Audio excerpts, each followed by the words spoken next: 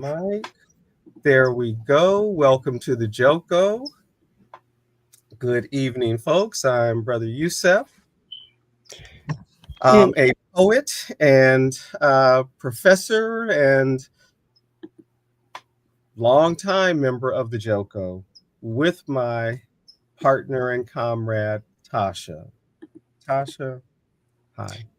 hi, and greetings, everybody um, that will come on and listen as they will. And thank you, those who like to check in with us and see what we're talking about. The effort is always to uh, have something rich and delicious to eat, something good, right? Yummy for the brain. And and the heart and all these things. And so, as we always do, and we always begin, we acknowledge and uh, express our gratitude to our individual ancestral lineages that bring us to and are were the foundation for our um, development in this choice to be about bringing forth a more just world. We acknowledge and express that gratitude and recognition of the group ancestors, the ancestors of the African family who represent the best and most uplifting values of the African world tradition and have cast so many mighty uh, blows, right, against systems that um, have oppressed and uh, destabilized Africa and the rest of the world. Africa, the African family, and the rest of the world, right? Right.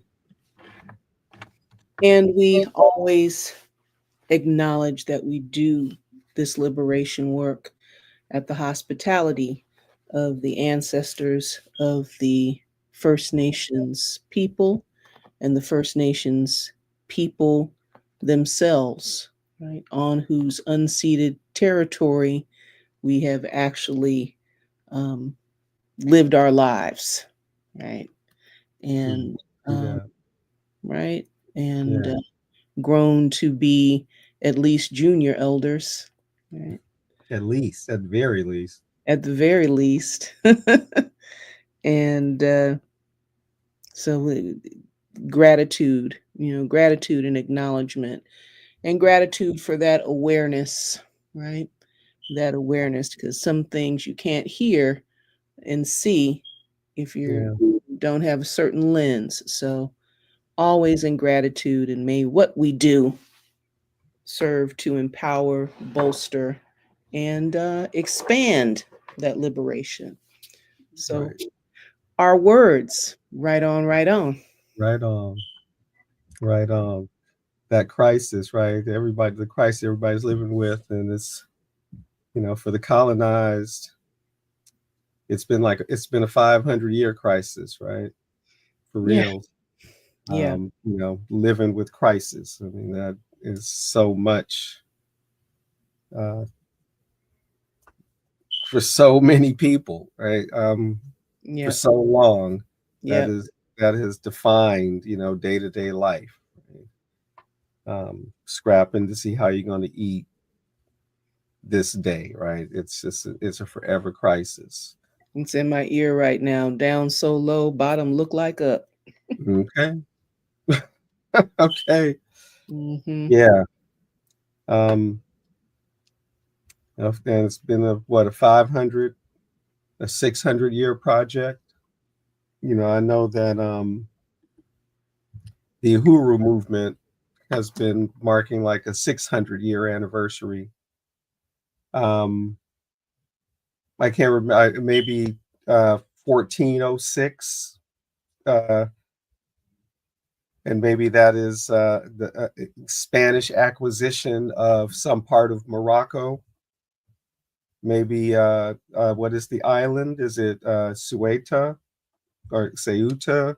I'm not sure. I can't exactly recall the spelling. Um, but rather than the 1450s arrival and invasion of the Portuguese into, the central west coast of Africa, in what becomes Angola, the Congo, the but even before that, by that particular reckoning of the history, and maybe it was Portuguese encroachment on Moroccan territory. I can't say with certainty, and it just occurred to me to even think of that, as an example. But at least this 500 plus years of ongoing crisis, right, for the many in the global South, and really just are sort of on this steady march of the centuries, enveloping more parts of the global South into that crisis zone, and the global North. I mean, The whole globe. you know, Yeah. and the various indigenous peoples of the global North. Yeah. The so yeah, but and it's all in the vein, right? As we're picking up on the conversation we've been have, and this period of the last 500 plus years, 500 to 600 years, that historians have identified as modernity. um, that period, which is a mixed bag for sure, right? Because it is the period of this global rise of white supremacist ideology, um, and the de facto, military success, military and then economic success and Mm-hmm. ideological success of what is euphemistically called the Western world, Mm-hmm. which is not geographical at all, and is by their own selection called the white world. Um, which, a Mm-hmm. distinction that folks are able to trace back to uh, Spanish attempts to reconquer the Spanish peninsula from the Moors, the white Christians and the black Moors, and that's a redundancy, right? The black blacks. The So it's been around, that distinction, used in that kind of political sense. I don't know, the 1300s, maybe something like that. But anyway, with that in mind, right, and the conversation we've been having about these forces that have always existed in the context of modernity, in tension with it, right? The voices of the forces for, calls for traditionalism, going back to some kind of tradition, though often the traditions they want to go back are themselves fantasies they've made up about what those traditions might be, right? And what some golden age was like. The Being fundamentally anti-liberal, right, in the sense of, opposed to a liberal form of government, right, Mm-hmm. or a democratic franchise of the people, right, that the common people should Mm-hmm. have some kind of say. Mm-hmm. And again, even that, what's often called the evangelical movement, is not monolithic itself, even though it certainly seems to sway one way in some particular, but it's not a monolith, right? And even it, within it, there are these democratic Mm-hmm. traditions, right, within the movement, in terms of leadership and stuff like that. The Mm-hmm. anyway, so you recommended, right? As we knew we wanted to talk about this and talk about the role of the of religious institutions in this push for some, some notion of a traditional world, and part of the tradition that modernity challenged, the falling away of religion, and particularly any sort of institutional religion, as a organizing principle and organizing ideology for the state. And, Mm-hmm. Mm-hmm. the privileging of the secular state, um, and public spending, really, right, to serve the people. Um, so the anti-democratic or spirit, right, of the movement, um, and Mm-hmm. looking at religion's role in this attempt to turn that back. And so you recommended, right, we take a look at God and country, um, as a as a jumping off point, some substance, right, for the conversation, something specific. And so I titled this, thinking of, okay, what can we call it, right? Just because we got to give it a name, right? Mm-hmm. So reviewing God and country, right, with then Christian nationalism and the end of democracy, right, is what I came up with. So just as a and not necessarily an off the top review, a considered review, right? I thought about it. I mean, a well made film, Absolutely. well made documentary, and quite enjoyable, Yeah. and a surprise to me. And I thought, oh, perfect. We're in the vein, right? That it's based on a book by Catherine Stewart, who I've referenced the last time we were here, right? Catherine Stewart, who is also, one of the talking heads in the video. Now, I forgot to write down which book. I think it was Power in God, something like that. Catherine Stewart, the Catherine with a K.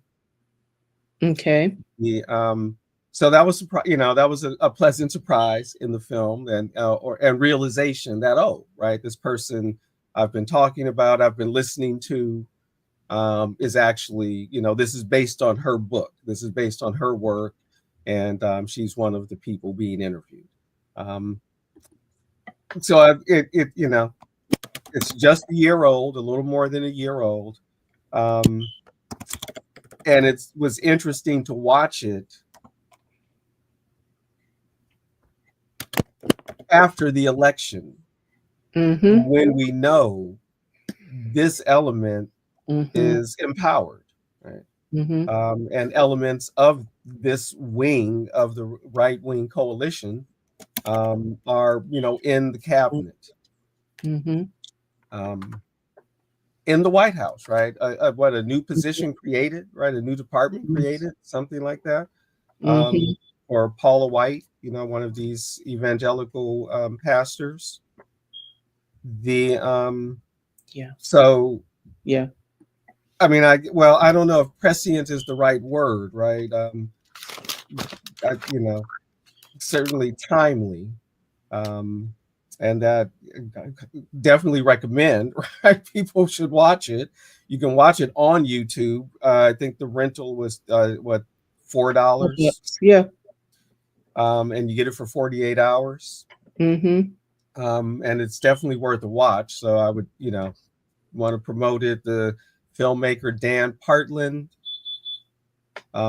Catherine Stewart is also, I saw, was credited as an executive producer, Mm. as is Rob Reiner and Michelle Reiner, who I'm assuming is his wife, Yeah. um, among others, right? So anyway, it's definitely worth watching. It tells an important and completely explanatory, right, story of the moment we're in, Yeah. and why we're here, how we're here, etc. Yeah. Absolutely. As you said a couple of seconds ago, is it prescient? Is that the word? And something that has been very interesting to me, um, is that if not, this among other works, I really like this documentary because I feel like it's very cogent. It pulls all Hmm. pieces together, you know, um, relative to understanding this specific political moment in this specific political place, right? Hmm. For me, even at least as much as, right, the to understand this kind of this internal political trend and how it's progressed and evolved is at least as important as understanding how fascisms evolve, Hmm. and the story of that and this kind of ongoing contention between the as I've heard it described in a number of these spaces that I've been listening to, um, the consideration of fascism as the uh, cutting edge of capitalism, you know, and examining its historical relationship with that, and kind of this opposition to, again, the democratizing forces of socialism, the liberalizing forces of socialism, um, and that tendency in thinking, the thinking toward plurality in this, right, in our contemporary, in this contemporary iteration,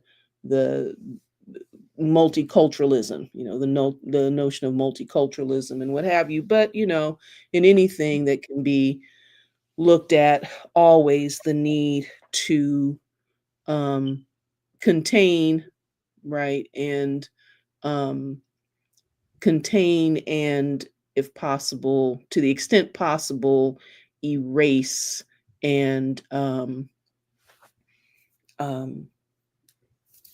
one of the presses, repress, suppress, all of the presses, that intellectual dynamism, intellectual, and right.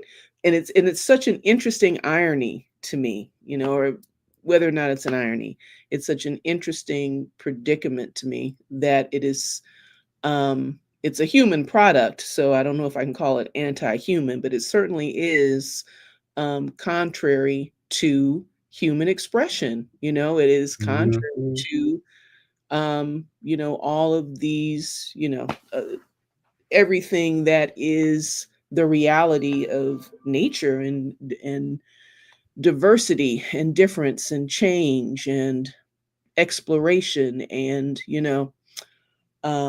these things that also in the modern era, yeah, um, there's a certain way of speaking about obliterating boundaries and preconceived boundaries that can be shown to not be not be actual boundaries, but through scientific, Hmm. all of these kinds of things. But yeah, this particular understanding this particular trajectory, this piece has been um, so clear and precise, with that in a little over an hour, it Yeah, wraps up hour and a this, half, right? right? Yeah, wraps up Or, just under an hour and a half. Right? yes, it hits all the points, it wraps up the history, you Hmm. understand the character of it, you understand the um uh uh how what the race dynamic, what the dynamic of races in this particular iteration, um, Hmm. and at the same time you have a visual in terms of explaining Trump as a phenomenon that folks are, Hmm. Yeah, that was really interesting. yeah, you have a visual. Let me ask you this real quick. If I, because yeah, I also tried to rewatch it and got as far as I could, right? But I don't remember this from last night either. and it was one of the things I might have had a question about. You know, what you just mentioned, right, in terms of, you know, what science reveals, right, about the fundamental, you know, the fundament, how fundamental diversity is, right, Yeah. to life, right, Yeah. to life on Earth. The and even other aspects, right, of material matter, Right. right? So Absolutely right. the so you know, I didn't remember any too much attention to um you know, like that movement's role in challenging science, right, in challenging things like the theory of evolution, the Big Bang theory, etc., right. um but it also, in a sense, Yeah. seemed unnecessary in the film to accomplish, you know, what it does, right, Mm-hmm. um Mm-hmm. accomplish. uh, so Except anyway. I do think you're right, and if there was a missing element, that would be it. But frankly, because I only got halfway through it, the second watch, there's too much left, or Right, even yeah, a exactly. third of the way through I'm it not sure, right, to exactly. recall. They probably didn't mention it, though they do seem Yeah. to be laying emphasis in some other areas. They're laying emphasis in the areas of using um being born in uh resisting segregation or resisting Mhm, desegregation, um mhm, to kind of beginning to feel this Christian nationalist spirit and movement, feeling mhm, its way around, figuring out what to grasp onto, right? Taking a minute to feel out feminism and and can we do something with this ERA stuff, and settling into abortion and the whole pro-life, pro-choice, whatnot piece as the central wedge issue. And it kind of, it follows that train and that trend. So it speaks pretty clearly about race. It speaks pretty clearly about um, mhm, sexism. It speaks pretty clearly, both in the context of women's sacralized role in the household, as well as um, and outside of, um, uh, what okay, in the household, as well as kind of reasserting that control over the sexuality and that control over the reproductive capacity, right? Um, mhm, and at a certain point in the film, I think it does talk about, absolutely, yeah, it does make mention, along with showing Falwell making an assertion mhm. of women's rights. Your Oh, great yeah, that was just your greatest right is to be a wife of a of God-fearing man God-fearing man. That's under the lordship of Jesus Christ. the only right you need, and all the women who have grown accustomed in many ways to Right. their liberation, or Well, that yeah, is right. It's really interesting, right? yeah. And that thing right there, Hmm. you know, what people have grown accustomed to Yeah. is, you know, so they're a minority, Hmm. because people have grown accustomed to these new sets of relations, Hmm. and it's, you know, they haven't been around so long, right? Hmm. Um, you know, even through, you know, this period of modernity, you know, gender relations and class relations have stayed, you know, so Hmm. um, Hmm. static, right? I mean, in a lot of ways. Hmm. Um, anyway, but there's, yeah, go ahead.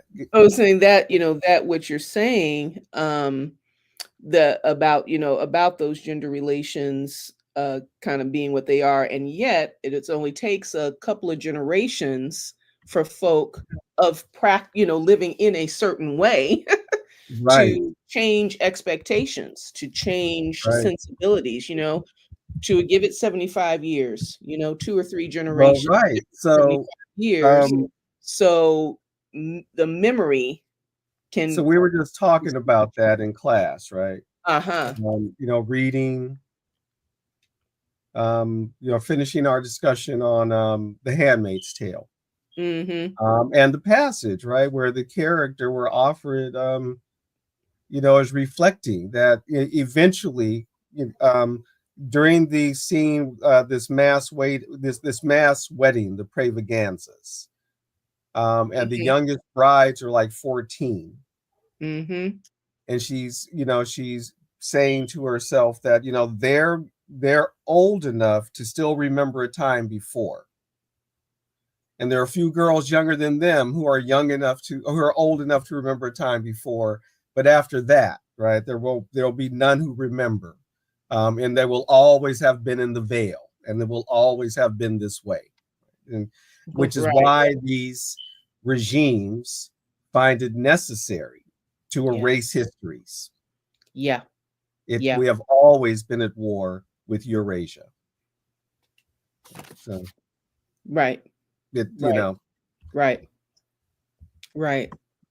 Um, Very interesting. Very interesting in the context of this kind of the tariff war stage, which I understand has been kind of reduced and refocused on China, but that's not what we're trying to talk about. Mhm. Um, but this piece about being very, comfortable and having a certain set of expectations and um, this lack of memory and the Mhm. about what drives people the way Black folk have talked ever about the um, white identified working class voter, Mhm. and political agent, working against their better interests. This whole issue of how small of a group we're really talking about and the factors that they're responding to, right? In terms of right these statistics that we always hear about. Well, most people most people in the electorate, in the polity, aren't so freaked out by multiculturalism, but there are those in terms of the encroaching Mhm. non-whitening of this geography, right? Um, you know, and there's yes, I understand that it's numerically a real phenomenon, but that whole vision and imagination of a white past, what it means to be a settler dominant society Right. and envisioning and remembering itself to be somehow, you know what I'm saying? Like in the ways that we talk about the typical visions of the future, not including any other people but Europeans, and white identified, and an Asian here, a Latino there, and maybe 2 blacks, you know, Mm. in this world, which is not how the world is made, which is not what Turtle Island has looked like through the history of settler domination. None of that. So I say all that to say, still there is this issue of the problem of numbers that is made threatening with enfranchisement, with is made threatening in right as the democracy becomes plural, right? And so, how I do want to play a little clip since we're on it and we're talking about the film about this minority rule issue, right? And I want to make sure that also that I am in the right place. Let me ask you a quick question. How Yeah, long is the clip? a minute. Okay. like literally.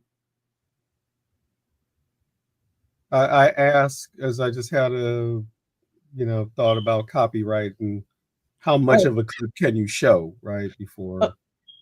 yeah, at a time. Actually, that you know what? That's a good question. I think that's some homework that needs to be done because I have several little clips and I don't know if they add up to something more than what one can do. Than That's what an one can interesting do. question too. That's an We have to interesting pick thought. and choose. Yeah, we have to pick and choose. And if we ever get a moment with our working class butts to do that homework, then then we can be clear about that. Um, then okay, I'll leave that alone. Yeah, Um, because professors are workers, and you believe you me, living right, paycheck to paycheck like everybody. working. Ain't but a few Work. superstar professors. Right, right, right. But to say, but to say what God and country um, you know, shows us, it traces that um uh uh magnifying and through these in these spaces, in these evangelical spaces specifically, of since which is born again in, Hmm. if you will, born again in the political efforts, in the resistance to desegregation, um, the right, that fear of being, of losing position and privilege and power. And, we're God's chosen people, and this is the land and the manifest destiny, and all of those things that are part of the culture and the belief system. um, and all of that kind of sharpening into a political awareness that by hook, by crook, by whatever means, that minority rule, that self-awareness of being a minority population in all these different ways has to be somehow um, um, the language in the film is enshrined, right? And has to be protected and has to be, um, really kind of uh, has to be safeguarded, right? So, hence all of this investment uh, in the political process, huge investment in propaganda, which you might Are you want to. going to share the clip, or that you decided not to share that clip? I thought we said that we wasn't going to share the Okay, clip okay. So because we that's weren't not one of sure. the ones you're picking and choosing. Okay.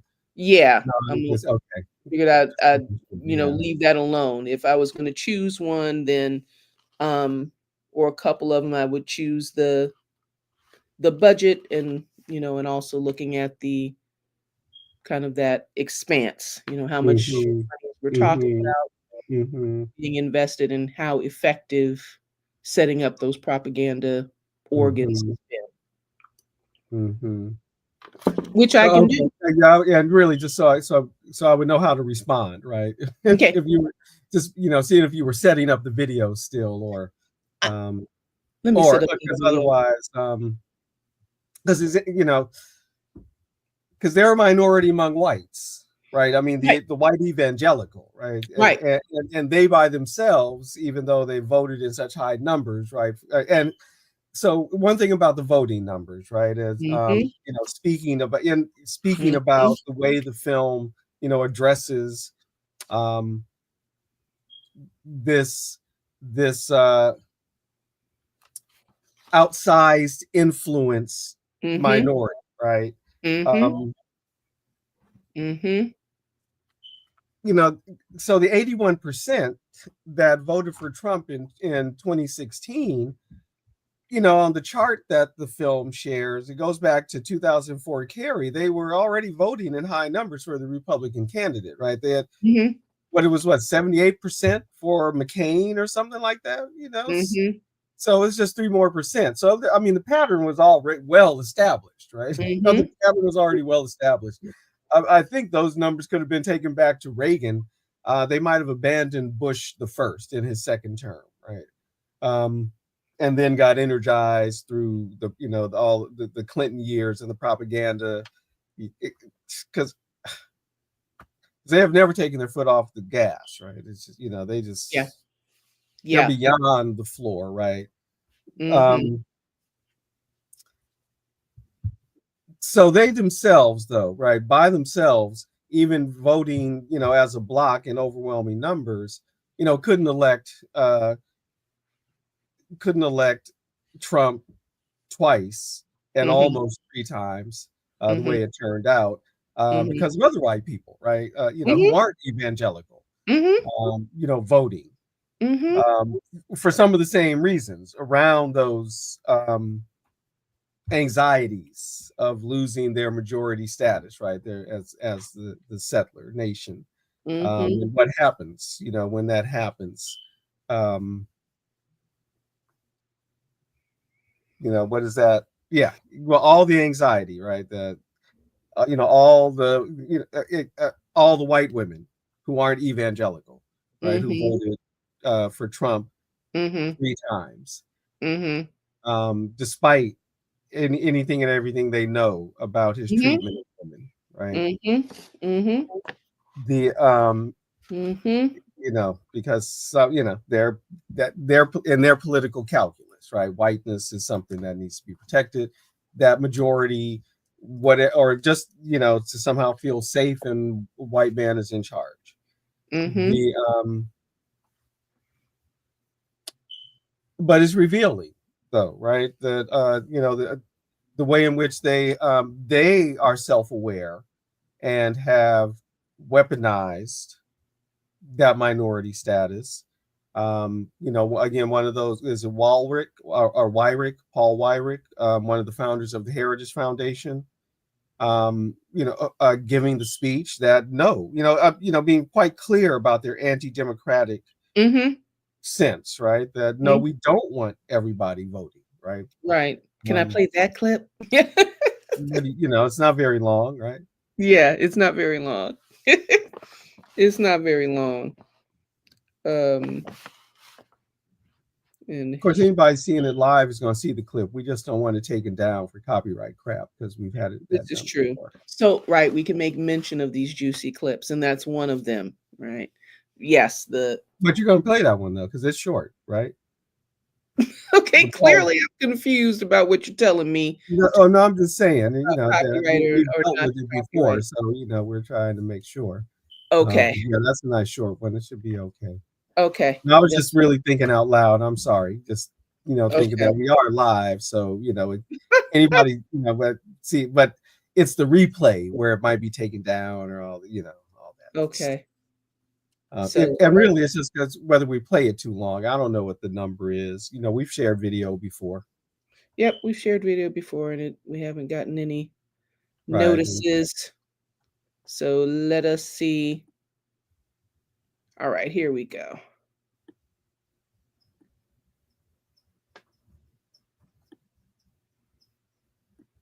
Make sure I'm Yeah, in because this. he's founder of one of these other organizations too, along with the Heritage Foundation, Yeah. Make sure I'm and a longtime activist, right? running Going on back to the properly. 70s, Mm-hmm. because people, as you have pointed out multiple times, energized in reaction to the civil rights movement. Mm-hmm. And certainly anything more revolutionary than that. I mean, absolutely hostile to any, socialism, social democracy. Don't even mention communism, right? That's like the devil. And I remember in high school seeing a pamphlet, right, with like an ink drawing of Karl Marx at his desk writing with the devil over his shoulder. And Like, wow. they're real about that. They're real about that. But Yes. go ahead because I don't have it in the right browser to access it for Whenever presentation. you're ready to share a I'll clip, let you right? know. Yeah, when it's Yeah. up. The well, what were we talking about specifically? You We're talking about Marx and the devil and whatnot. The Double over the back, but we were talking the, specifically about minority rule yeah, and that minority rule evangelical, this crew being a minority within a minority within the within a minority. minority. Yeah. Right, right. This Yeah. crew being a minority, yes.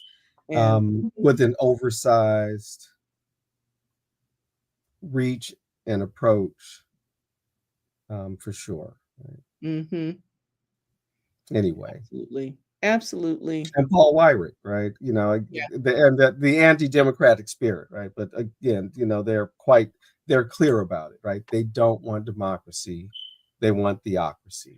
Which is the thing that I think that's also the thing that recommends watching this and sharing it far and wide, because that's too often the missing link while folk are trying to, viewing it through the lens of a few things: oligarchy, fascism, and then just Christian nationalism lends a whole lot of clarity as folks are, attempting to establish what's going on here. What do they mean? Why this is crazy? This is that.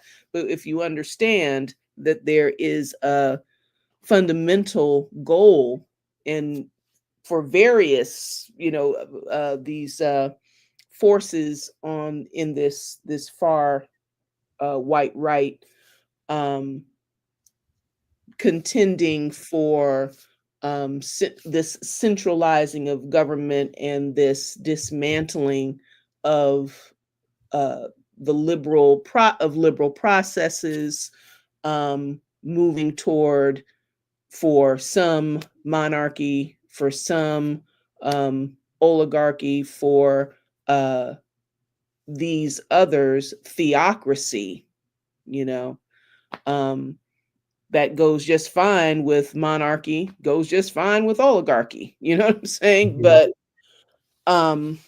that checks all the boxes. It brings things into focus. Like, yeah, there's no care for the poor. If, for example, the poor, there will be poor always, and and however this, because another a piece that's emphasized in the film, the main question that's raised is: Christian nationalism Christian? Does it represent these Christian values, particularly of charity, particularly of compassion, uh, empathy, these things that are right, identifiable, Mhm. and themes that are identifiable, um, in comparison to themes that aren't identifiable, like pro-life themes and notions of, thou shalt not abort, or um, etc. Okay, Mhm. etc. Um, Well, and the film does cover that, right? It talks about yes. this version of Jesus, right? That has been imagined, right? This kind of robust warrior Christ, right? It's, I think one of the terms that was used, Mm, and preaching. There's been preaching of, you know, Jesus is too woke, right? Or not, not wanting to preach the woke Jesus. mm, As such, it's been called a heresy by several mainline Christians, or Christian theologians, thinkers. mhm, Um, yeah. Even the book that means so much, right? The book of Revelation. Um, the battle is spiritual. mhm. There ends up being no great war, in heaven and earth. And because why would God need to wage war? God is God. God says be and it is. So anyway, Etc. So I'll see etc. if I can get this to play. I have a feeling there's going to be a technical issue and we won't have an image, but it might be in the right place and maybe we can hear it. Let's see if I can get this to do what I want it to do. Mm-hmm. And if not, then we'll just leave it alone. Yes.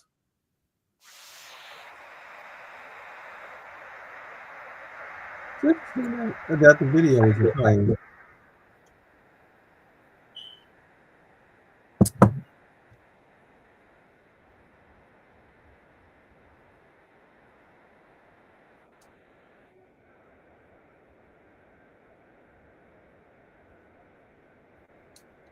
No picture, just text.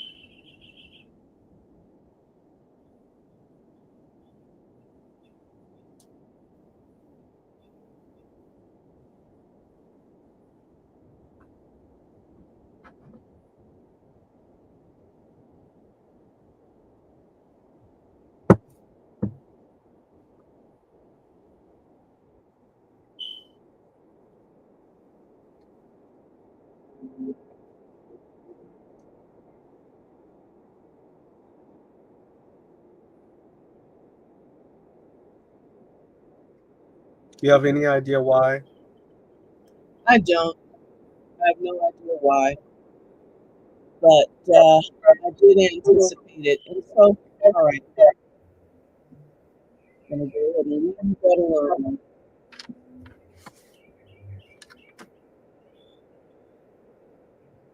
All right. Yeah, that was There it was was an odd that it would do that. But anyway, because okay. the images are important, right? You know, the images are important. Absolutely. Some of those Tea Party images, Yeah, right there. that didn't work. Okay. Sorry. Yeah, right. All of it. And yeah, and the film just shows a great graduation and the visual storytelling is really puts things in perspective. Yeah. Yes. Yeah. If I remember correctly, that what you were trying to show is making that journey from Bush to their support for Trump, right? And the way Yeah, they ignore, all of his unchristian behavior, so to speak, for yeah, people who are such moralists, right? yeah. And particularly so public about their moralism. The and this whole, Cyrus narrative. Please explain that. The historical figure Cyrus, right?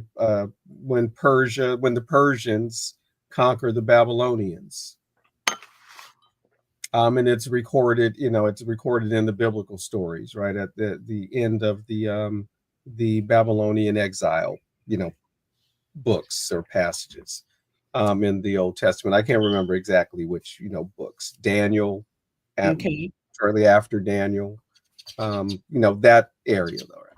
Nehemiah, maybe, well, yeah, Nehemiah is the one who is sent back, right, and is Cyrus's governor, in the new Persian province, right, of Judah or Judea. Anyway, so that's Cyrus, the Persian king, um,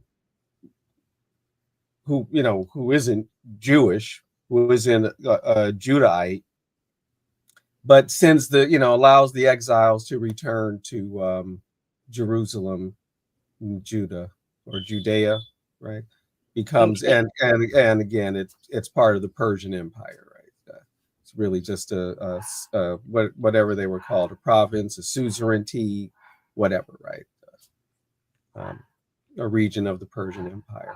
But Cyrus is honored, right, in the tradition, uh, for liberating the Jews, right, from their bondage in Babylon, um, who which of course is a narrative, right, woven into history. I mean, the exiles were mostly like elites, right, right, Mm-hmm. taken to the capital. I mean, that sort of thing. Mm-hmm.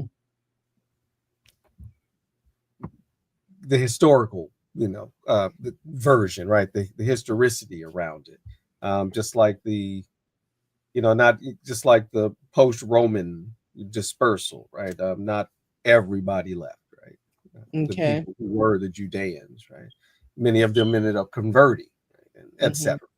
Anyway, But it is based the on that. basic idea that Cyrus was a non-Christian vehicle for A the non in this case a non-Jewish or a non-Jewish vehicle. non-Hebrew. God, a non-God Yes, chosen not one people, of the chosen chosen people, people, that right?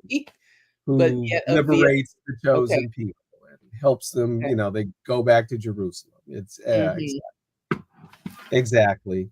And so this is, and now, Trump is put in this role because as he's going to liberate the Christians, right, from their bondage in modern America. um, Despite his flaws, right? As Cyrus never, converted. I don't even know if he could, or even that was even a thought at the time, right? But um, so he continued to be a quote unquote pagan, king. I suppose Zoroastrian, I would think, right? As are the dates right? For whenever, or I'm not sure. I'm not sure if the Okay. dates are right. If that was when, Zoroastrianism became the state religion or not.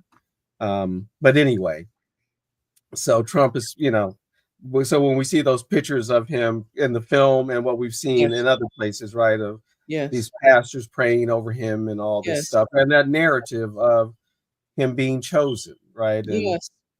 which then feeds the conspiracy that the election had to Mm. be stolen because Right. he was the chosen one. So how could it Right. not be stolen? And never mind what these judges say, and never mind what the evidence says, because we Right. are not evidence based Right. We are faith-based. decision makers, Mm. right? We're faith Yeah. based, exactly. Yeah. Um, yeah. So anyway, that's the Cyrus role, right? And the mental, right, the narrative that has to be told, in order for them to justify this, very unchristian, Mm-hmm. anti-Christian, even Mm-hmm. inhumane, Mm-hmm. really irreligious Mm-hmm. individual, Mm-hmm. who, in all faith traditions, Mm-hmm. I would think, including the so-called pagan or neo-pagan or traditionalist or whatever we want to, non-Abrahamic, non-book, non-so-called world religions, whatever, all the various, secular humanisms. And I believe I could honestly say probably even in certain, in Satanist, actual Satanist Mm-hmm. circles, right? Mm-hmm. Where a certain kind of basic humanity is expected, right? Mm-hmm. He ain't got it. So Mm-hmm. anyway, I mean, and so it's one of the, it's really emblematic, right? I think of the the mental gymnastics, the magical thinking, right, and the Yeah. commitment, Yeah. um, to Yeah. that world, right, to that Yeah. kind of world. Yeah. Um, There's a minister in the film who one of the evangelical, right, a member of kind of this evangelical club who is talking about this wrap around Trump that occurred. And Mhm. he begins, you would remember him, yeah, he begins by talking about, he said, Donald Trump used to be a kind of like a morality tale of about everything Mhm. shouldn't be. Yes. He was Yes. like the Right. epitome of that which it was not That's right. appropriate, not Christian, whatnot. And you said that's he um, broke ranks, with that company and with that circle in its embrace of Trump. And he said he was became progressively, more like dismayed, disconcerted, Mhm. alarmed that he became this kind of elevated elevated figure in Mhm. in the community and the thinking. Um he said that in one of these kind of meetings that these evangelicals had with Trump, kind of political, you know, promise meetings that Trump had with evangelicals during his first campaign that he did not attend.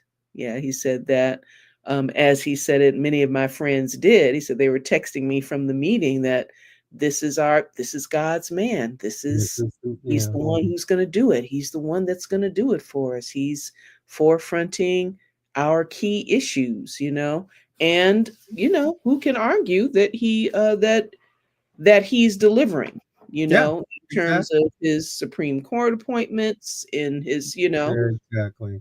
and the accomplishment. I mean, that's a lot of points. The Mhm. accomplishments of Yes. overturning Roe versus Yes. Yes. Wade, or He has yeah, delivered for them, yeah, and so they feel justified in their certainty mm-hmm, that he was their Cyrus. mm-hmm, And and again, they've already proven they're ready to die and to yeah, kill for him, yeah, right? Because as it was pointed out in the film, that they were fundamental, right, critical, yeah, um, energized, what what became the January 6th right, insurrection, right, um, because they were committed to the lie, to their faith yeah, around yes, Trump and yes, his role as chosen. yes, And so, and yes, this is what America yeah. means. Right? And everything else, over time. The other thing that is impressive that has been seeded into the community over time. Another piece that's impressive. There is a person who may be a scholar herself, or I don't remember um, what role exactly she was playing, but whether or not she was a scholar, she was a person who she was talking about what it meant to grow up in a very insular Mhm. Christian Yeah, community. I can't. During- I'm drawing a little blank on her name at the moment, but her book She's is yes, Jesus and John Wayne. that's it. That was Jesus it. and John Wayne. Jesus and John Wayne. And so just her description of how, as a person who grew up during this period of the expansion and the swell and the development of Mhm. this politic in this very insular community. She said she said there's stuff about popular culture that I'll never know. I'll never understand. I'll Right. never be connected with. I That's was right. totally removed from that. And it's very basically she's saying very, very popular, not popular, possible, and not uncommon, as the Yeah. next point I'll bring up and maybe you'll elaborate on, um, to grow up in this bubble during this time, right? And so that next piece being the expansion of the propaganda machines and the takeover of media space Yes. by these Christian. Evangelical Lish did an Yes. interview with her, Oh, and okay. Mm-hmm. yeah, Kristen Kobes Dumez Hmm. or Kobes Dumez. I'm not sure how she pronounces it, Mm-hmm. or Dumay even possibly. Right, not sure how she pronounces it. Not sure. Okay. But anyway, yeah, and that's a book I haven't read and would like to, because I enjoyed the conversation that she had on evangelicalish, um, Yeah. where there is a talk, conversations about deconstructing from the evangelical worldview, um, and I enjoy their their Mm-hmm. Mm-hmm. podcast. Well, I don't listen to their podcast. Their YouTube videos, which I think Mm-hmm. are also podcast. Mm-hmm. The Yeah, that was that. You can live in the bubble, right? Mm-hmm. And there was already so much of that, particularly in the '90s, right? And I believe the '90s is when it really takes off. Like, Mm-hmm. I've already referenced the film with Paul Newman, Mm-hmm.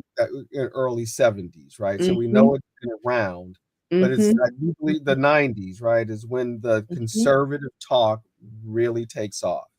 Mm-hmm. I'd listened to some conservative radio, what I would think of as really conservative radio. Paul Harvey. I used to listen to a little bit of Paul Harvey for a little while when I only had an AM radio, to listen to in the car, and it was interesting, right? Middle America, Mm-hmm. during the Reagan then Bush years. It was quite interesting, conservative. So maybe what I should say is that the reactionary radio really began to take off, in the '90s, so that from a very and already, right, we already know already, TBN has been around at least since the '70s. I've watched various things on TBN. Yes. I like when they show some of the movies they show, right, which they Yes. don't do as often as they used to. Mm-hmm. Um, and others, the Yes. Christian broadcasting, they've been around for a while already, and Mm-hmm. so it's only grown, in this time, and they've had a presence in every form of media, Mm-hmm. right? A couple of the folks being interviewed who are, clearly like, wait, no, we're not Christian nationalists. The creator and producer of Veggie Tales, right, which is, well known, Christian cartoons for, for children, and Mm-hmm. have been around for a while, right? Have been Mm-hmm. around maybe since, at least I know the '90s, maybe the late Mm-hmm. '80s also. Mm-hmm. Um, so there's been a long time to be able to be in that bubble, and Kristen was not. She's not an old woman, right? She's a Not at young, all. right? Not at Um, all. Maybe so. Anyway, that that was one of the reasons, there was an attempt to create Air America as a counter to all the right wing radio.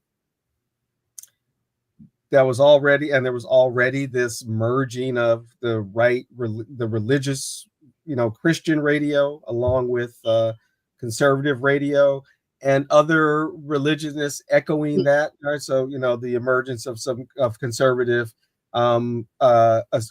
professional Jewish voices like, Dennis Prager, joining in on that, Mm-hmm.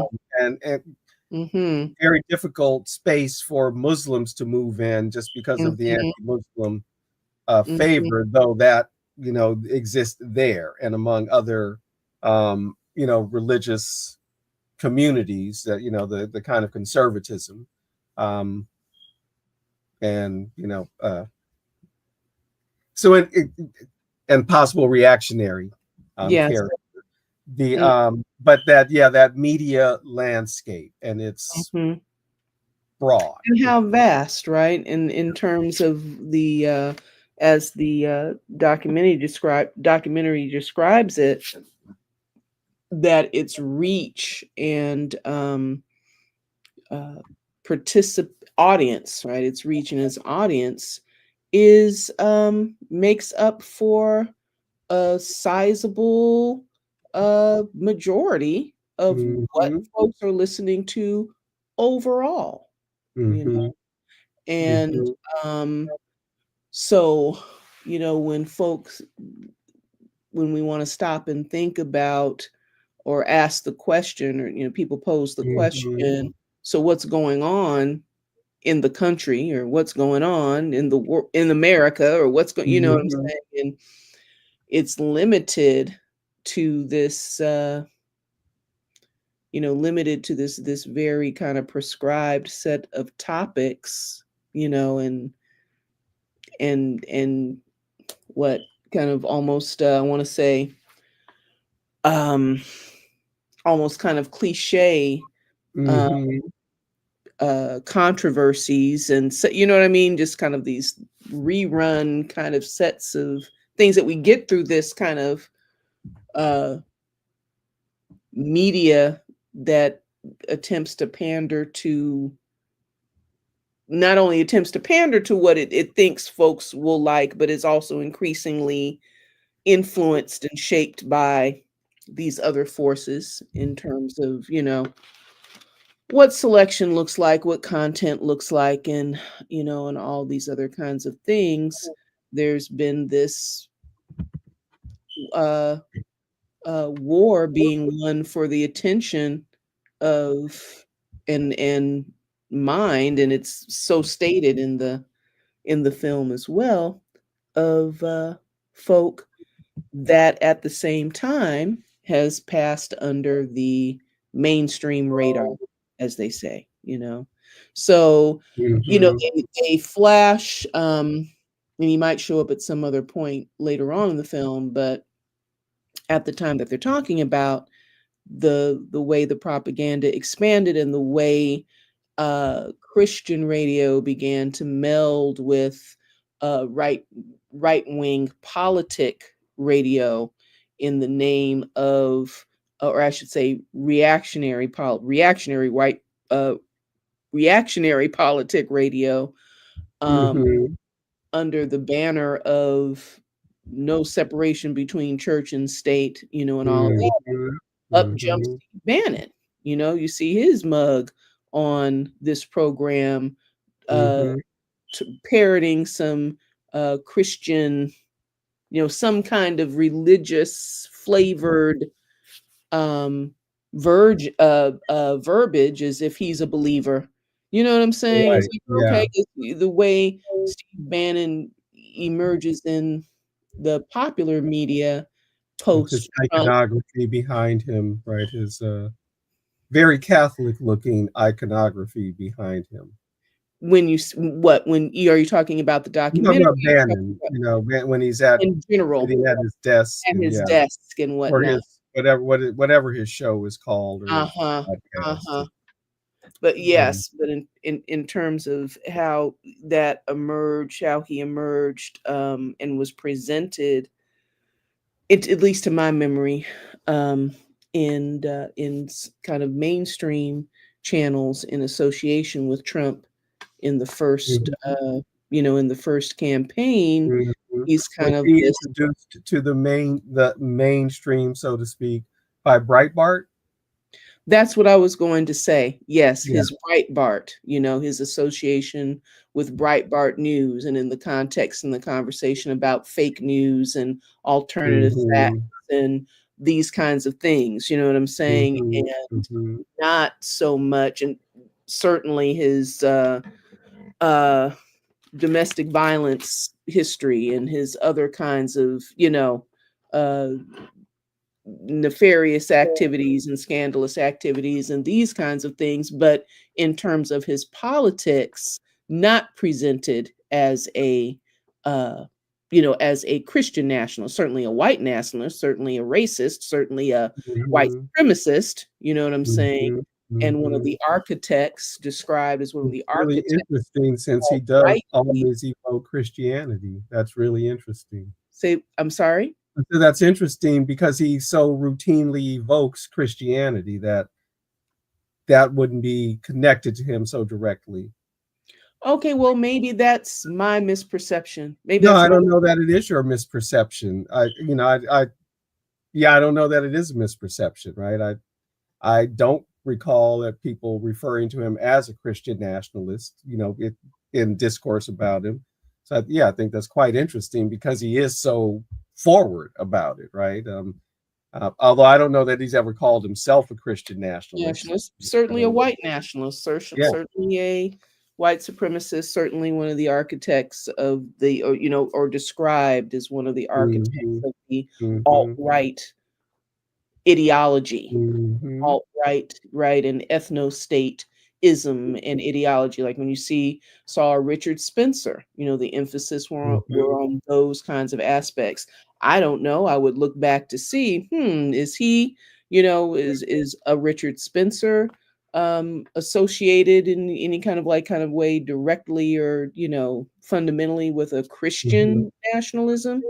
But anyway, just to see how these things Hmm. um, conflate and have Hmm. become actually kind of one And voice. they don't come out of the church, right? And so much of what the movie is looking at is people coming out of the church, right? And so maybe that's why that language isn't used, but there it's already implied, inferred by these claims to Western chauvinism, right? And Christianity being so fundamental to Western identity and culture Yeah, and civilization. and it might be kind of absolutely, and it might be kind of indicative somehow of the kind of the bent of the mainstream media to Mm-hmm. focus in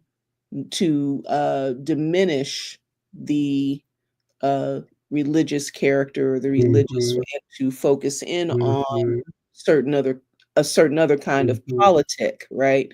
But in so doing, in its characteristics, lack of depth, Mm-hmm. its Mm-hmm. characteristic, just like one layer of depth, too much, you know, too much to engage. Um, but in doing so, certainly diminishes and clouds the lens of uh, exactly what exactly what is meant, Mm-hmm.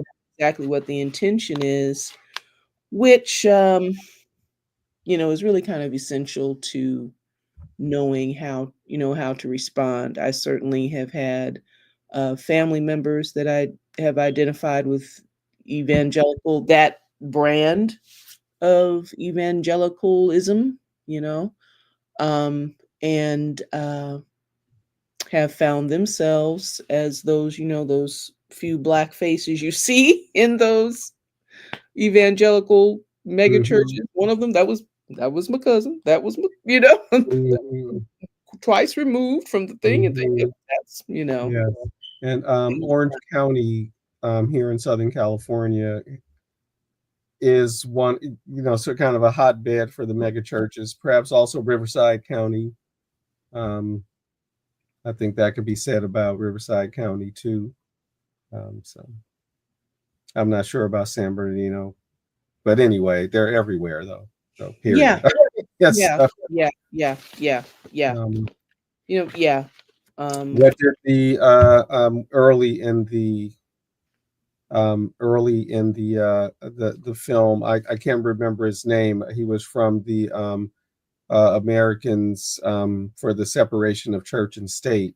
Um, mhm, what did he describe the mhm, Christian right or the Christian nationalists? mhm, Well established, well organized, and well funded. mhm, mhm, And some of the mhm. funding, as he said, tens to hundreds of millions of dollars. Yes. Their budgets, right? Their annual budgets. Combined in from various places, combined to over 1 billion annually Right. dedicated to supporting this Funded particular movement. typically by these billionaires, right? The same billionaire class as part of that right wing coalition.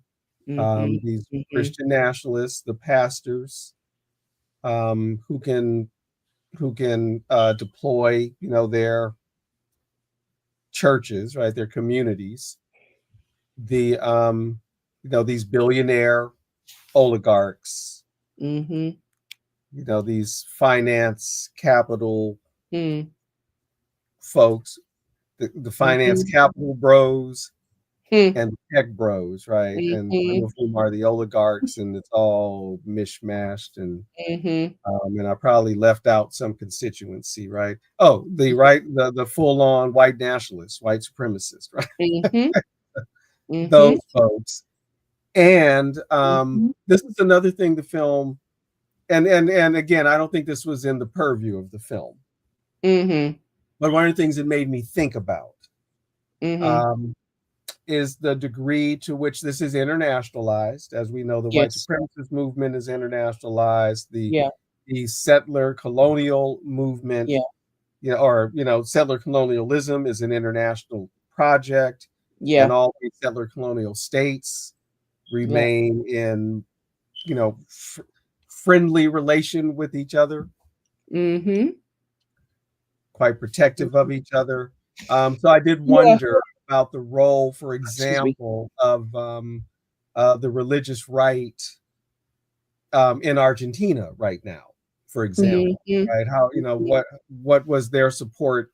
What did their support mean to Milei in bringing in this kind Mm-hmm. that fascism, right? That Mm-hmm. so-called anarcho-capitalism, Mm-hmm. which again seems like a redundancy, right? Capitalism Mm-hmm. is fundamentally um, anarchic, right? It's Mm-hmm. the what they call it, the cyclical crises, right, of capitalism. Mm-hmm. Um, and without, if it's truly laissez-faire, Mm-hmm. um, Mm-hmm. anyway, Mm-hmm. that did occur to me during the film, right? It's something that I thought about. But I don't want to leave the well-funded point, because that's something that Yes. we've talked about before, how well funded the right wing is, right, through these foundations. So I wrote down some of these places. Mm-hmm. The Torch of Freedom Foundation, Mm-hmm. um, which I think had something in the tens of thousands Hmm. of budget. Mm-hmm. Um, uh, let's see, Faith and Freedom Coalition, the Turning Point, right? Charlie Kirk's Turning Point, which I think had something that tens of thousands, maybe 20,000s. The American Families Association, Mm-hmm. the Family Research Council, the Council for National Politics, the Family Research Council, Hmm. all of these tens of millions. And I think these Alliance to is that Alliance to Defend Freedom Coalition, I Mm-hmm. think was in the hundreds of thousands. Faith and Freedom, I think, was in the hundreds of thousands. The Heritage Foundation, certainly in the hundreds of thousands. The Christian Broadcasting Network, right? Mm-hmm. Part of that media. Hundreds of thousands, hundreds of millions, hundreds of thousands, I'm sorry, millions. Thank you, hundreds of millions, yeah, millions. hundreds of Mm-hmm. millions. And Hillsdale College, which didn't surprise me, but a little bit, because because they were so high on the list Mm-hmm. as a funding source. I think that's what surprised me. As suddenly, 10 years ago, I never heard of Hillsdale College. Mm-hmm. Um, I don't know if I heard Mm-hmm. of them 5 years ago that I noticed. I Mm-hmm. began to kind of pay attention to Hillsdale College maybe a year ago. Mm-hmm. Has it been two? When I began seeing their advertisements Okay. for restoring the Constitution. You can take online lessons for restoring the Constitution. Mm. The sort of the true history of the Yeah. country, of, All of the that. Western Right. chauvinism.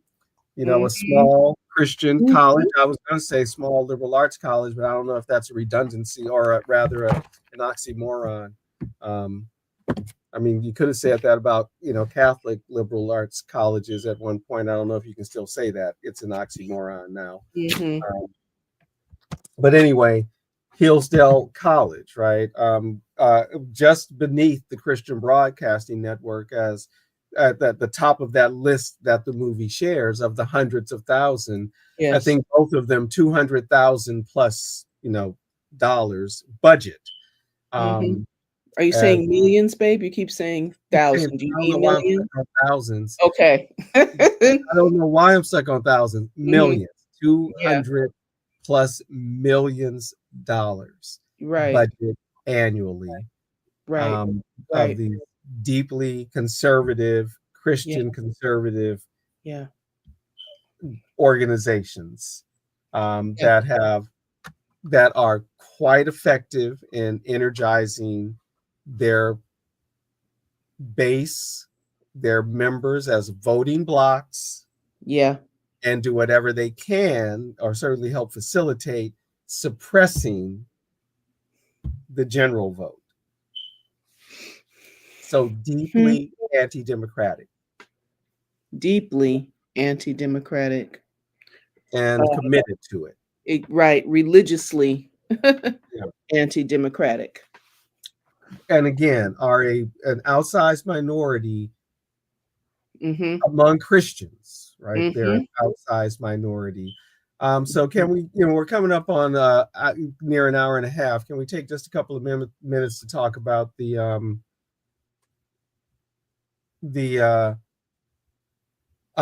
persecution complex? Please. Because it's astounding to me, right? Even Yeah. this, didn't Trump sign some kind of Mhm. executive order about protecting Christianity or something like that? Yeah. I mean, it's just Mhm. where what is the evidence, right? In a country where the majority of people who are religious Are are Christian Christian of one of kind some or type. another. Mm-hmm. There are churches on almost every corner in many places, Right. or Right. synagogues, or various temples, How but are you mostly defining? churches, right? Stop. Right. For Nobody, the assault on our anybody's been going to values. these churches. Yeah. You got this media landscape, Right. right? Right. None of the churches are paying taxes. You probably got to pay taxes on your media stuff. They're various enterprises pay taxes, but not your churches, not your property, not anything that you can, whatever you have to do with the IRS to say this is churchical or whatever, right? You don't pay no taxes. Some of the Right. prime real estate in New York, right? Some of the Right. prime real estate in Los Angeles, right? Wow. The Roman Catholic Church is Wow. not paying taxes on the cathedral, and any number of I don't know how many churches around Los Angeles, the city of, let alone the county of, and that's just one little place. And I'm only thinking about the Catholic churches. How many more, Protestant churches Yeah. are? It's just Yeah. so. Just I want to know what the evidence is, because public schools don't allow prayer. Yes. That's it. Because again, this minority within a minority within a minority feels put upon by a popular culture that is that uh, uh, uplifts secularism, that is diverse in its belief, Mm-hmm. even within the Christian community. Mm-hmm. God forbid this Unitarian madness.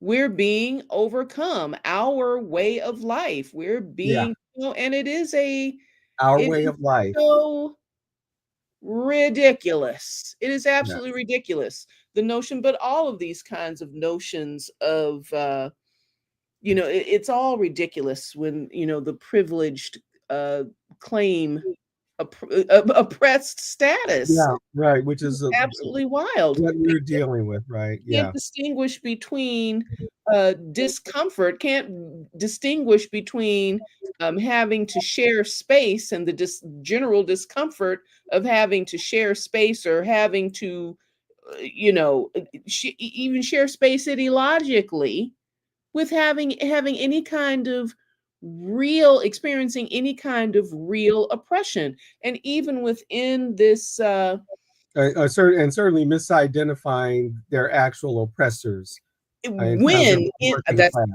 exactly it. Yeah. That's exactly where I was about to go. When there is when you are talking about the ample segment of that population who are experiencing hardship and Right. who have since the turn toward these towards serving business interests have seen the shrinkage of their gains, of Hmm. the creation of this middle class business, yeah, the misidentification of how that's happening and who is making the decisions such that these things are taking place, and that relative social mobility and space for mobilizing is shrinking, and means for mobilizing and shrinking. Never mind if you're a rural person and Hmm. don't, you know what I mean, and you're Hmm. what is your one of your biggest hopes is that they'll build a prison in your in your town, Hmm. so That's you can get right. those good overseeing jobs Get back. those overseeing jobs, get some laundry jobs, some food delivery jobs, a Jobs, whole bunch of etc. stuff like And that. Yeah, industries, right? The yeah. industries Some around it, repair jobs for local folks, and yeah, yes, while you're and watching some close. some more bodies for the census when you're seeing how many representatives you get to have, instead of those bodies being counted in their home districts. So Yes, yes, and that still that's some, at the hands of still some three fifths of that, man. right? Yeah, it's not a conspiratorial Jew. It's not No. a DEI Negro. It's not because women aren't having as many babies. White women aren't having as many babies as they, whatever the imagination around Yeah. that is, because we also understand that affluent uh, white women have always had access to whatever has been the best level of care in that area, has been. But Yeah. yeah, the misidentification of the problem, of the oppressor, and the sources and mechanisms of your oppression, and Yeah. uh yeah, there it is. Even while um as they're yeah, funding this stuff through the billionaire billions, not failing to, as I was just a quote I just heard in the movie, not failing to rack in more billions based on $25 donations Hmm. That's right. to these vast networks, and now the Yeah. social media bros, Right. talk show bros. I'm trying to remember, a previous video that you recommended. The Sort of the opposite of that, right? Liberal, progressive evangelicals who are, opposing one American Heritage. challenges. Yes. One of them, one of those who had gone through that, saying of Oral Roberts, I think it was, Mhm. something like 50 million a week, It's something crazy. like that, something like that. Crazy. I mean, something really just, Crazy. yeah, that's right. Um, I'm so there are a pulling couple of film information. key things. I just wanted to make sure, I hit, uh, and things we've already touched on that I just wanted to just Yes. back up and reiterate. Yes. The role again of myth and disinformation, Yes. the importance of that, of the the media infrastructure for that disinformation, right, and that merging of Christian talk, conservative talk. Mm-hmm. But those, particularly those myths that are delineated about the founding of the United States, this Mm-hmm. notion of the founders praying, of George Mm-hmm. Washington praying, and there was Mm-hmm. one other one of these things that the commentator identifies that none of these things actually happened, right? They're just part of the narrative that's been woven. Mm-hmm. Um, my own note of how committed this movement is to an Old Testament kind of literalism. Mm-hmm. They are much more the, and old, as they say, Old Testament Christians. Mm-hmm. Um, even uh, the notion of manifest destiny and the promised land, Mm-hmm. is Old Testament, um, Mm-hmm. which is why they have this heretical version of this heretical version of Jesus emerges, right? Their warrior Christ, who would approve, right, of all of this lack of compassion, right? And um, this this ostentatious display of Yes. religiosity. Um, Yes. but the other thing, and you did talk about this, but I just want to re-emphasize, because that was one of my notes, that they were clear about it, but I still think it could have even been continued to be emphasized. So in my notes, I call it the buried issue of race, and the way in which that has been buried through abortion, right? Through focusing in on um, uh, non-gender conforming people, that entire range, right? By focusing in on women, the women's movement, school prayer, the winner being abortion, right? And really being able to mobilize folks, but the entire time, right? Race, the racial anxiety, the racism, the white supremacist ideology is the base, and the beating heart, Mm. of the movement, um, Yes. that Yes.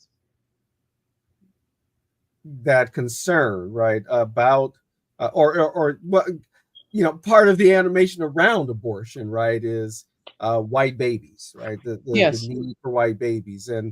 and this being openly declared on some of these um, conservative, right wing, reactionary, media outlets, right. Um, Mm-hmm. and of Mm-hmm. course, we see Elon Musk quite Yes. open about that, and many Yes. others, right? These natalists. Um, Yes.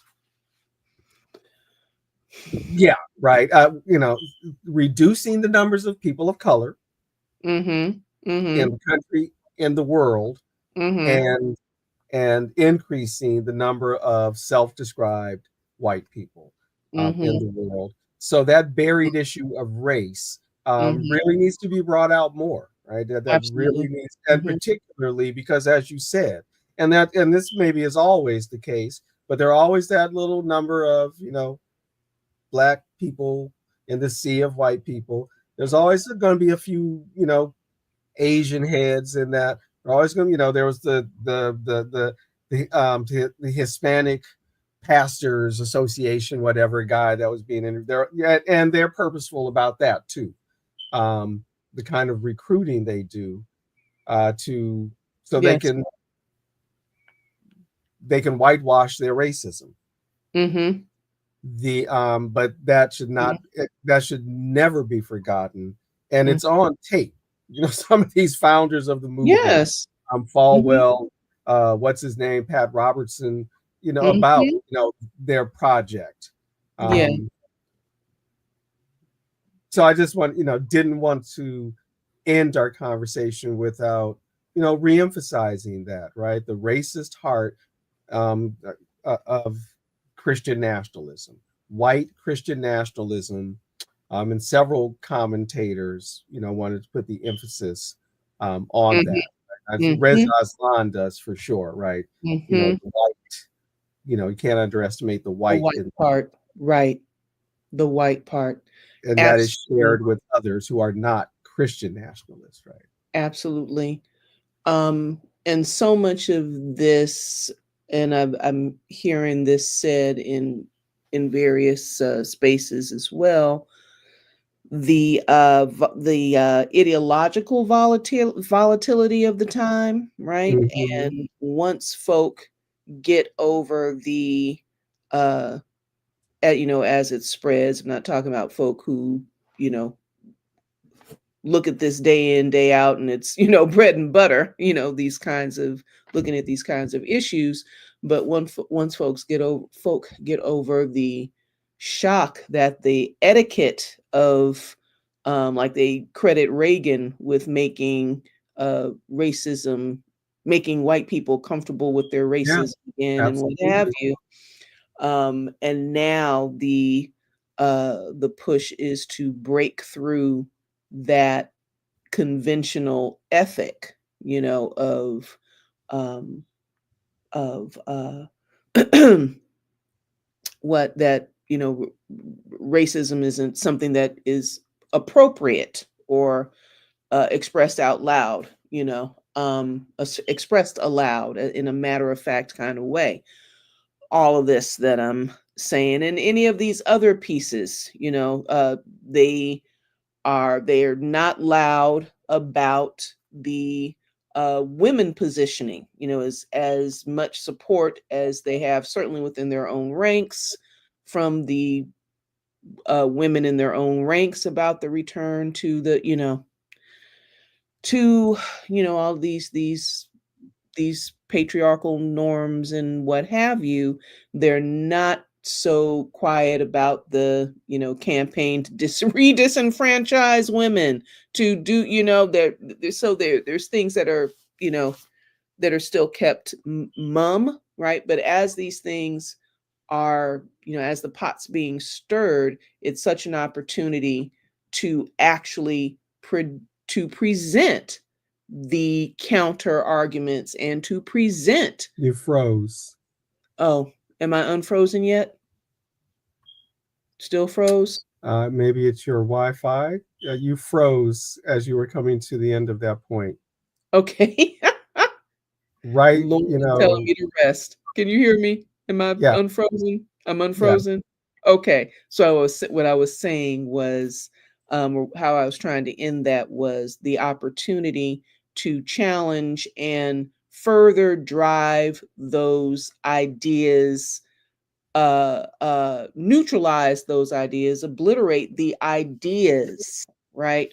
Through civic discourse, through presentation of facts, through superior argument, through superior, these kinds of things that actually can help folk. Well, why is you do need a good explanation. Why is a plural democracy better than an oligarchy or a theocracy or some kind of concentration, arbitrary concentration of power? Why is it better? You know what I mean? Because literally, right, we're always, as we always talk about, we have to deal with the confrontation of that lack of information and inculcation and understanding these developments. So, as people, you'll hear people say, um, yeah, I can't even go any further in this conversation because I realize there's such a mountain of information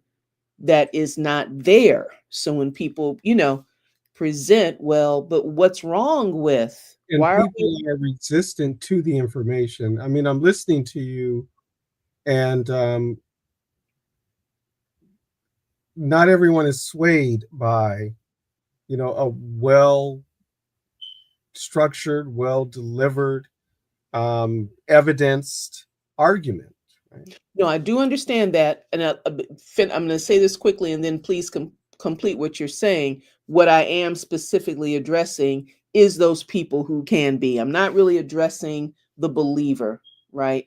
I'm addressing a little bit more broader, secular kind of feel of people who would, you know, who are on some kind of fence or didn't know, who are presented with these ideas at some point in their development. And it seems to check some boxes for them. And they find themselves, what I'm saying, ushered into a whole world of thinking for lack of, oh, for lack of a well-developed counter argument. So I'm not really talking about convincing the believer against their will. I think I'm saying that I think that there's a sizable number of folk who are in this, kind of no man's land of political unsophistication. Are those people? So those aren't the Christian nationalists you're talking No, about. I'm not talking about convincing Christian nationalism. I'm Okay, talking about I got lost in your comments. conversation.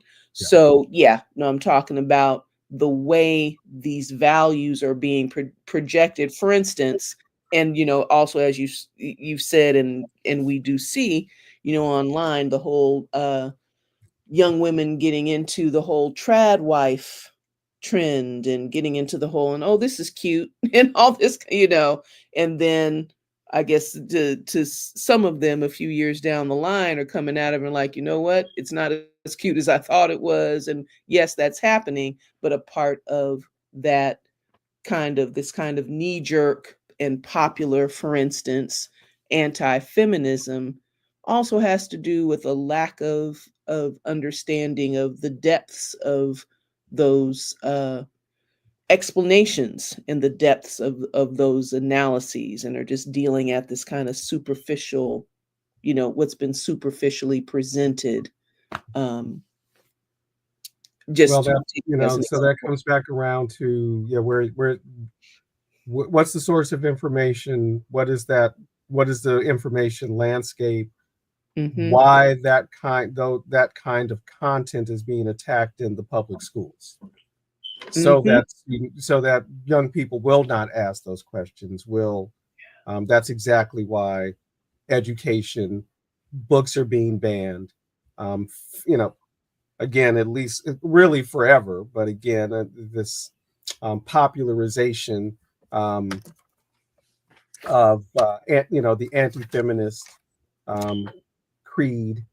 The What's his name? Let me not say his name. He doesn't deserve it. That horrible man's creation of the term feminazi.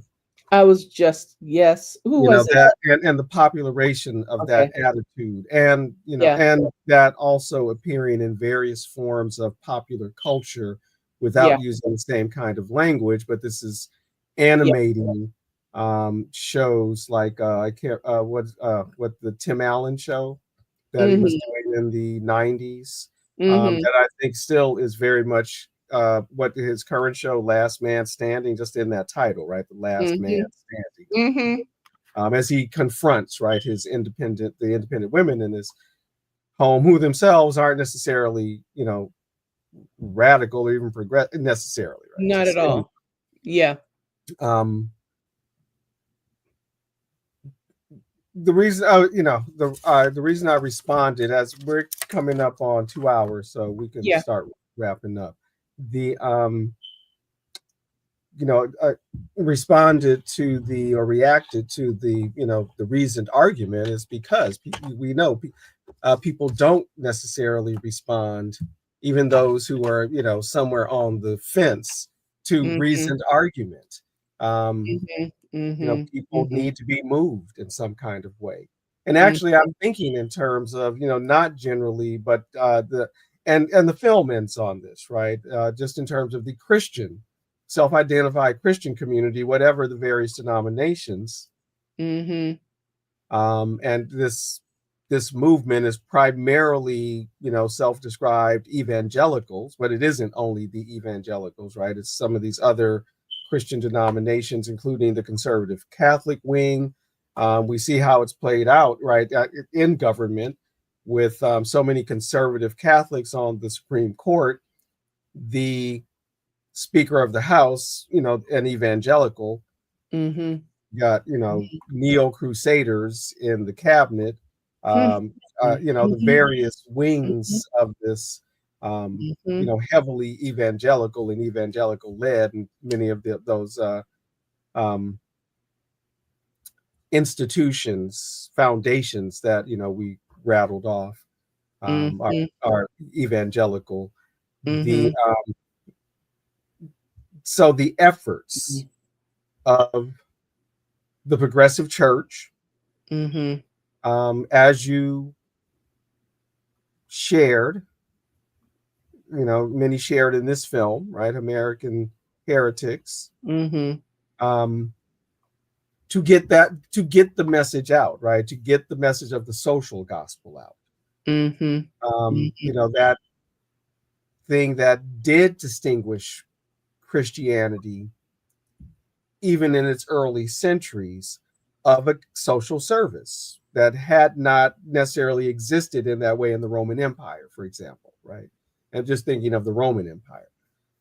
So the creation of hospitals for the general public, right, in the Roman Empire, and etc., right? The care for the poor, right? The role of someone like a Saint Francis of Assisi, who ministers to the poor, etc., right? There's this long tradition among various Christian denominations as they come out of the Reformation, the Catholic, the Orthodox churches, right? There's a social responsibility. It's right there in the Acts of the Apostles, right? The Christians, even before they're called Christians, right? The Nazarenes, the Jesus movement, they hold their possessions in common, commies, right? And but most importantly, right, they care for the widows and the orphans. And I think, as pointed out in this film here, American Heretics, the third area where you're supposed to take care of folks is the foreigner, right? The stranger, the exile. Yes. Those Christian values, right? The Christian values of the Sermon on the Mount. What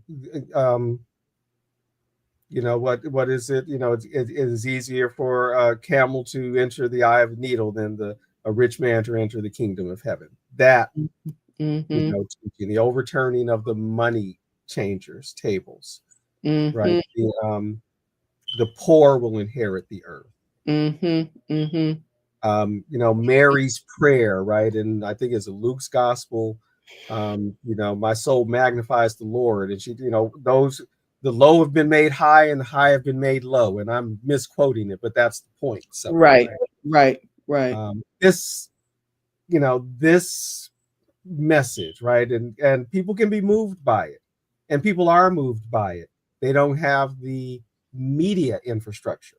Many of the mainline churches, right, have these social justice aspects, besides the evangelical churches. They don't have the media infrastructure in the same way. And particularly the more progressive churches,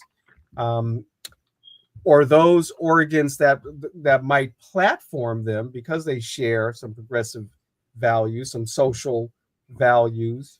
Don't give them a platform. I can't remember the last time Reverend Barber was on MSNBC, for example. Right, exactly. And all Reverend Sharpton comes on, but he ain't talking about nothing. The Christian pastor. Right. Absolutely. He's not talking theology. He's not talking movement. Go ahead. He's not talking movement, right? He's not talking. They're not bringing on any number of the socially I can't remember the sister's name. Sister Simone. In my head, I went right to Sister Simone. That's what we would call her. That's cool. But the Catholic sister who was one of the interviewees in the film, right? The one who was asked, right? The one who was asked, the question you shared is Christian nationalism Christian? Christian, exactly. And she gives a definitive no. No. Not. Because it's antithetical to those Christian values, the ones you delineated, right? The compassion. We used to sing a song. that we were taught for Mm. the, for mass. They will know we are Christians by our love. Hmm. And that was about, right? Hmm. Your love for humanity, and that Right. you put, you care for others, right? Yes. And that is what being Christian, living a Christian life meant, right? Yes. Living for others in that way, right? To feed the homeless, or feed the hungry, house the homeless, Yeah. etc. That's Sermon on the Mount, right? Yes. Anyway, Yes. I um, fed the hungry, clothed the naked, gave a boat to he who was without one, there you go. enduring principles of Enduring. humanity. Um, Enduring principles. the modern, late modernity African, right? Reasserting. I think that value is being called, or is captured in the term Ubuntu. Ubuntu. Yeah, Mhm. I am because we are. You Absolutely. are. Yes, yes. Yes. Because we are, I am. It's Yes. just like Yes. my aunt. These English words can't quite capture it. You need Mhm. multiple words right, to capture it, right? But Mhm. Ubuntu is, but it's that, right? It's that. That was a Comedic Yes. It's proverb. Yeah, and that captures it, right? That's a it, right? typical formula. Yeah. That is it. Formulaic Um, kind of saying. Yeah. If that's you're if that's what you it comes down to. if you're And that's the creating, message that that needs to be put forward as it once was. right. Platform Right. to challenge this Exactly. other notion, which is already, as we've Exactly. already pointed out, That a part. minority position, Yeah. minority among Christians, Yeah. just outsized in its Yeah. influence. Yes. Yes. Yes. So, so people stand up. You know, People stand people up, stand up. Claim your pastors space. stand up, Yes. believers, you're being slandered by these folks.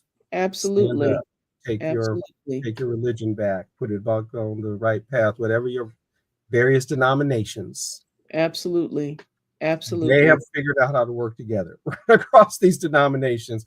Although, as Yeah. I've mentioned to you, I Uh-huh. still wonder about, at some point, that infighting, right? Yeah. Those are not Right. completely Well, resolved tensions among the various denominations, yeah, theologically. absolutely. Yes, absolutely. And you're talking about in that right space, In that right space, which the exactly. which the documentary addresses in terms of what the one of the effects of this political power shift to Hmm. political power focus is that has become kind of like the fulcrum, has become kind of like the hub and the kind Hmm. of a basis of unity. But Hmm. my last statement of the evening will be reference of the evening will be um so when you look at uh William Barber and that movement, you know has got to be one of the what is it what was it, the greatest story ever told, one of the greatest stories not told. Hmm. Hmm. You know what I'm Yes. saying? Yeah. In any circles, because people are seriously, and he's the figurehead, but there are a whole cadre, or there's a whole ecumenical cadre There's a of whole ecumenical cadre. people, That's right. thousands of people That's right. who are attempting to pick up the war on poverty, who are That's right. attempting to pick right from a again, an ecumenical perspective that is all these things, that says everybody come. And where is his bullhorn? I've seen him, and I've listened to Democracy Now often. It's part of a morning routine. And how often have I seen him? 2 or 3 times. That's, yeah, I'm not exactly. trying to But it have a seems like he conversation could make a regular type of about. appearance, though, Yeah, right? exactly. Monthly, and or he Absolutely. and others, right? Because there are Yeah, and others. others, and there are others, but I'm just saying, you know what I'm Yeah, saying? yeah, I He do. and I'm not talking when I say he, because that's the only reference I have. What I probably should say is that the war on poverty, the new war on poverty movement, Mm-hmm. gets very little airtime, which is another thing that I appreciated about this documentary. Yeah. How much conversation they had with William Barber, you know, and I loved one of the things that he asserted. So they lean so much into things that are not said Right. in the book and ignore that which is said. You Ignore know? what is said. It's exactly. Yeah, yeah, Let me add, just other folks were having other kinds of conversations on this as we get ready to close. yes. As I listen periodically to the Liberation Theology podcast. That particular revolutionary tradition, and I mean revolutionary, right, in the Yes, Marxist sense of the term, um, yes. coming out primarily coming out of Latin America in the late 60s, interestingly, out of Medellin, that became so associated with cocaine, right? This Hmm. meeting of Catholic bishops in Medellin, the Latin American bishops. Mm-hmm.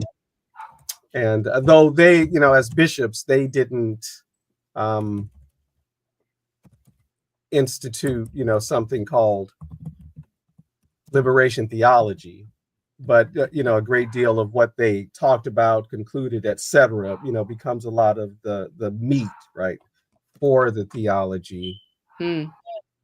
including this, notion of God's preference for the poor, Mm-hmm. um, and in many ways, the necessity, right, to work to alleviate poverty, Mm-hmm. right, is Mm-hmm. doing God's work on earth. Mm-hmm. To that. So anyway, I just wanted to share the I'm the name, taking down your list. Yeah. right, Uh, and the Inaushkas in Sauskas. I'm trying. I'm spelling. I want to spell his name correctly. I'm probably not pronouncing it correctly okay. already. Okay. It's something like that, though, in Chauskis. And I just want to make sure I am pronouncing it correctly, or at least spelling it correctly. At least the SJ means he is a Jesuit, right? Society of Jesus. Okay. Um,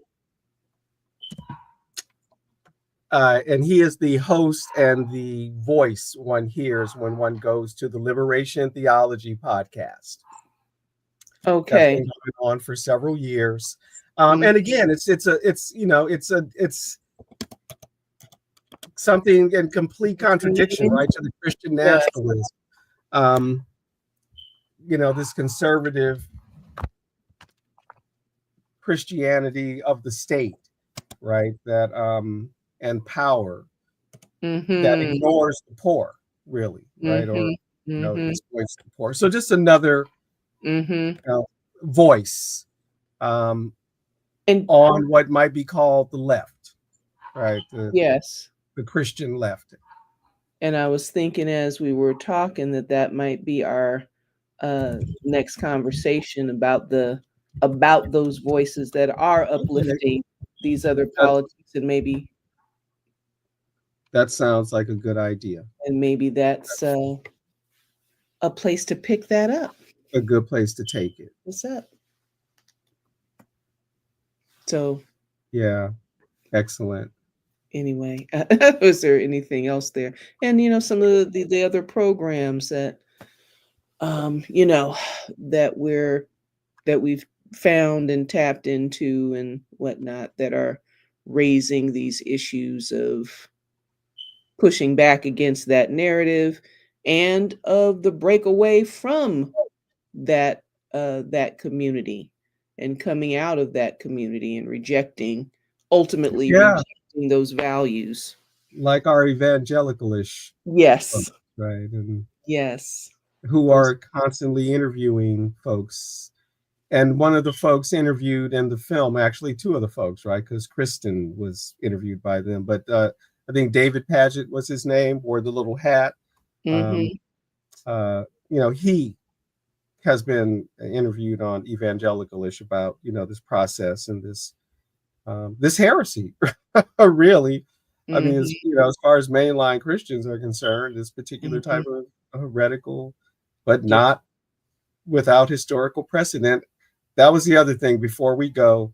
Time to I go. liked they made that very specific parallel, or Yes.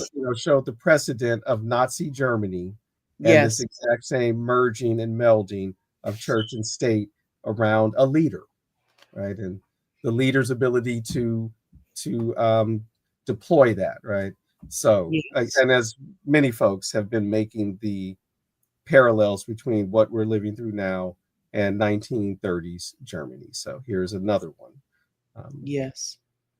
Shared for y'all before the election. Not enough people saw it, likely, or wouldn't have been moved by it because those deep, true believers, who are only 11% of the population, the true MAGA believer, Yes. 11% of the Yes. population. So Yes. anyway, we're gonna go ahead and get out of here. And Let's get on. want to say good night, Tasha? Good night, Tasha. Right on. And I will say good night. Um, do all the things, y'all. Subscribe, like, and please share. And if you're watching this later, subscribe, like, please share. And folks, when you come on, when you're watching, don't hesitate to make comments, leave comments. If you're watching this later, go ahead and leave comments for us. So with that, I will say good night also, and we will be back next week to pick it back up and looking at folks who are fighting the good fight in those religious environments. Peace, y'all.